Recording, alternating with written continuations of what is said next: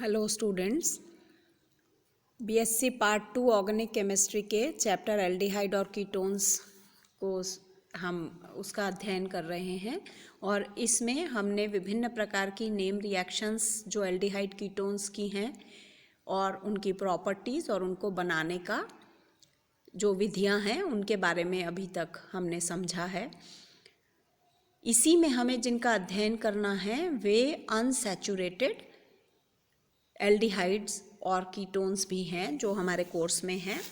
उनको भी हम एक बार देखते हैं कि कौन कौन से ऐसे कीटोन्स और एल्डिहाइड्स हैं जिनका हमको अध्ययन करना है। यहाँ पर उनकी बनाने की विधियाँ और उनकी अभिक्रियाएं क्या हैं और उनकी एप्लीकेशंस क्या हैं कि वो मॉलिक्यूल्स क्यों इतने महत्वपूर्ण हैं कि हमें उनका अध्ययन करना है, उनकी उपयोगिता क्या है।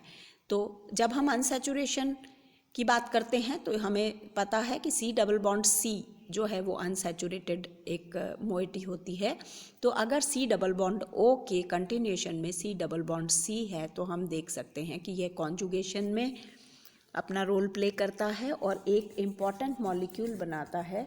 तो इसका जो सबसे छोटा मॉलिक्यूल है उसका हम अध्ययन करेंगे और वह मॉलिक्यूल है एक्रेल्डिहाइड, CH2 double bond CH CHO।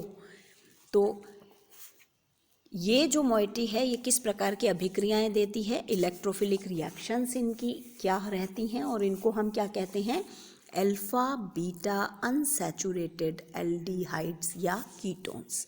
तो इसमें एक उदाहरण जो हमें अध्ययन करना है वह है एक्रेल्डिहाइड। एक्रेल्डिहाइड को ही हम एक्रोलीन भी कहते हैं या हम इसको 2-प्रोपीनेल कह सकते हैं, 2-प्रोपीनेल। तो यहाँ पर एक्रेल्डिहाइड जो है वह हमारा जो मॉलिक्यूल है वह कहलाता है CH3 CH2 double bond CH CHO। इसी प्रकार से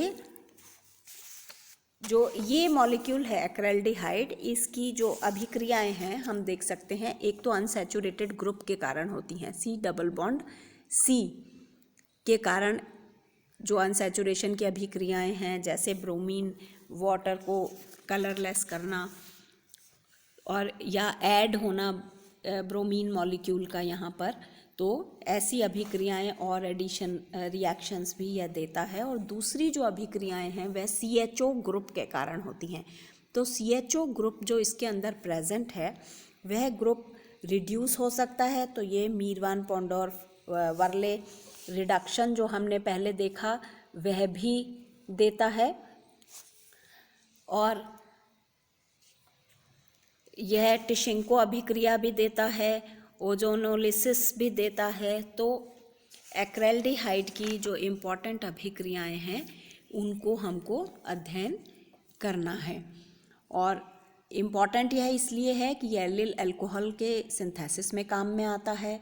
यह एक इंसेक्टिसाइड है और यह रेफ्रिजरेशन में भी काम में आता है। तो हम ऐसे इम्पॉर्टेंट मॉलिक्यूल के बारे में भी हमको यहाँ पर पढ़ना है। दूसरा इम्पॉर्टेंट मॉलिक्यूल है हमारा क्रोटोनेल्डिहाइड। वो क्रोटोनेल्डिहाइड जो है वह एक्रेल्डिहाइड से एक कार्बन ज़्यादा वाला एल्डिहाइड है और इसे हम एल्डोल जो एसिटाल्डिहाइड है उसको गर्म करके बना सकते हैं। तो इसका सिंथेसिस कैसे होता है यह भी हमें जानना है। और इसकी जो अभिक्रियाएं हैं वह अपचयन अभिक्रिया और ऑक्सीकरण अभिक्रिया इम्पॉर्टेंट अभिक्रिया है। तो अपचयन अगर हम इसका करते हैं तो यह ब्यूटेनॉल देता है और अगर हम इसका ऑक्सीडेशन करते हैं तो यह क्रोटोनिक एसिड देता है। तो क्रोटोनेल्डिहाइड का बनाने की विधि और उसकी अभिक्रियाएं ये हमको देखना है रिडक्शन और ऑक्सीडेशन में कैसे ये अभिक्रिया देता है। इसका जो फॉर्मूला है वह है CH3 CH double bond CH CHO यानी एक्रोलीन जो हमने पहले पढ़ा है। इसमें जो क्रोटोनेल्डिहाइड है इसमें 4 कार्बन्स होते हैं और एक्रेल्डिहाइड में 3 कार्बन्स हैं। तो उसका उच्चतर एल्डिहाइड है यह। इसी प्रकार से हमारे पास अनसैचुरेटेड जो कीटोन है जिसका हमको अध्ययन करना है वह है मिथाइल वाइनिल कीटोन या ब्यूट 3-ene-2-one।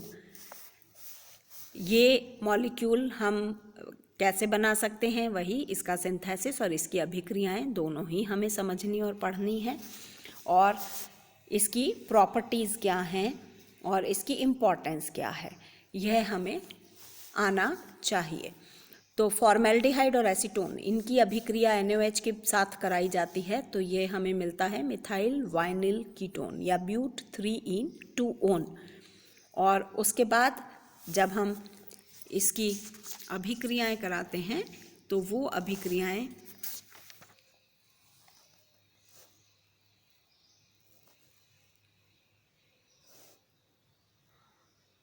हाइड्रोजन हैलाइड्स की प्रेजेंस में अगर हम इस पर अभिक्रिया कराते हैं तो C+C जो अनसैचुरेशन वाली जो पॉइंट है उसके ऊपर उसका एडिशन हो जाता है।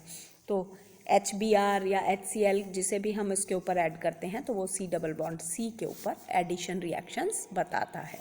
तो इस प्रकार से ये जो इम्पॉर्टेंट मॉलिक्यूल्स हैं एक्रेल्डिहाइड, क्रोटोनेल्डिहाइड और मिथाइल वाइनिल कीटोन, इन तीनों की प्रॉपर्टीज़, इनका सिंथेसिस और इनकी केमिकल रिएक्शंस हमें देखनी है।